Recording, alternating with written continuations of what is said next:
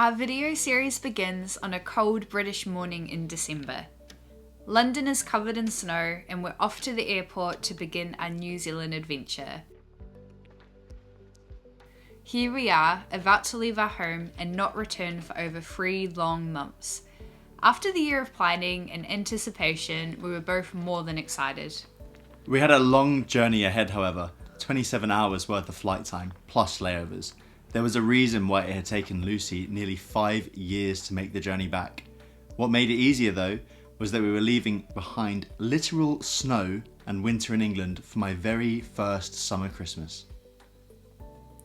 We flew out from Heathrow to San Francisco, where we were laid over for 7 hours. This was not a vibe, which was probably not helped by all of the airport lounges being closed for refurbishment. From there, we flew to Auckland and then hurried over to the domestic terminal in time for our connecting flight to Wellington. Lucy's family were all waiting for us at the airport, and I finally got properly introduced to my future in-laws. After all the tears and hugs, we made our way home to Lower Hutt and began our recoup from the jet lag. It wasn't really until after Christmas had finished that we felt like our holiday had properly started. We left for a few days holiday in the Wairarapa for New Year's with my mum and dad and little sister Ella and her dog Maisie. You access the Wairarapa from the Hutt Valley by passing up through the Rumataka mountain range. The road is incredibly windy and notoriously car sick inducing, but very scenic. Cullen had mad fun driving over, and Ella and I tried our best to swallow down the nausea and enjoy the views. To be fair to Cullen, it is a product of the road and definitely not his driving, at least not that time.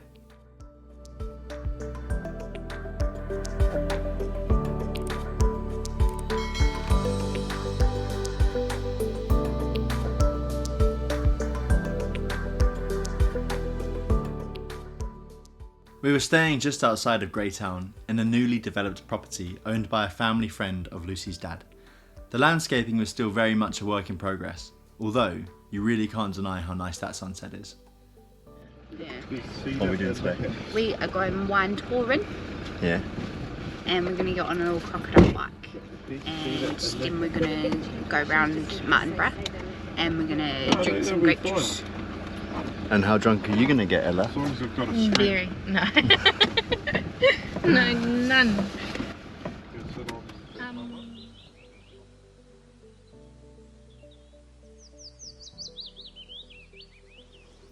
We kicked off the trip at the Green Jersey Explorer Tour Company in Martinborough. With a resident population of only 2,000, Martinborough was primarily a rural farming town until the introduction of viticulture in the 1980s. Because Martinborough has such a warm microclimate, it makes the perfect place to grow the fancy grape juice we know and love. We quickly got over the initial embarrassment at finding ourselves on a 6-person, bright green pedal bicycle and got right into the tastings. Just down the road from the cycle centre was the first stop, Novaka. As you can see, this place was real nice and real fancy. They had lots of outdoor seating to enjoy the sunny surroundings and to allow Maisie to join in. For 20 New Zealand dollars, we were able to taste 5 wines at Nowaka, 2 whites, a rosé and a red, with options for a red only tasting if that's your jam as well. All the tastings seem to follow a similar structure, with the price range per tasting between 10 New Zealand dollars and 30 New Zealand dollars. We then cycled away on our vivid green bike, about 20 metres down the road, until we hit our next stop, Te Waiwaka Wines. Tastings here were 16 New Zealand dollars and we were served by the husband and wife duo who owned the vineyard. The low-hanging trees in the courtyard gave some much-needed shelter against what was turning out to be a really hot day. The New Zealand sun blasted my skin, hence all of that sunblock glisten. From here, we hopped on our bike and tried to make a runner and ditch Cullen, or as my dad fondly calls him, the Pom, or the foreigner. We nearly did too, but then I thought of the wedding deposit we'd already paid and we let him catch up. We swapped around loads on the bike. By the end of the day, we were all tired and very, very warm. The 6-seater would function well as a team building exercise. You really do all need to pedal together, otherwise it throws off the balance for everyone else. It was also super heavy and cumbersome, so you really notice if anyone isn't pedaling. To save the family bickering, I'd recommend either individual bikes or two-seaters, unless you come from a family of racehorses. Our favourite vineyard of the day was Margraine, which is where we ended up purchasing a few bottles of Chenin Blanc to take away. We couldn't recommend it enough. As one of the earliest planters, this vineyard is well established and sells on the global market. The views were incredible, and although we didn't end up eating here, the food looked and smelled insane.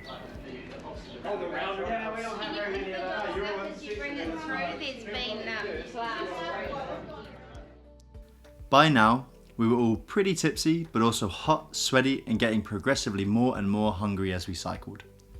It was about now that I realised my first big mistake. I assumed that because you don't need a booking for the wine tasting, it would be the same for lunch. No, this was not the case.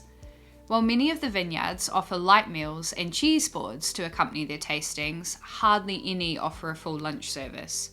Because of this, the places that do serve lunch get fully booked days in advance.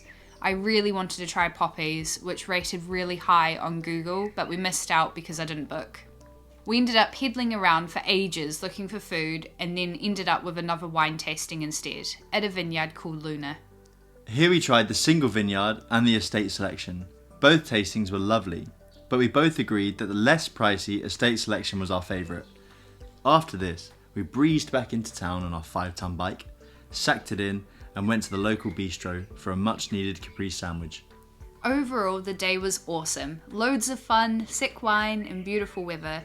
A few words of advice though, if you're wanting to hit those outer vineyards, then consider either individual bikes or tandems. The 6-seater is neither light or easy to pedal, and there's a fair distance between those vineyards at the edge of town. By the end of the day, we were all accusing each other of not cycling hard enough and weighing the bike down. And as already said, make sure you book that lunch reservation. That's it for this one. Next time we go have some more fun times, but this time near some funny looking rocks.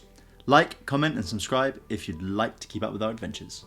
Bye-bye. Bye.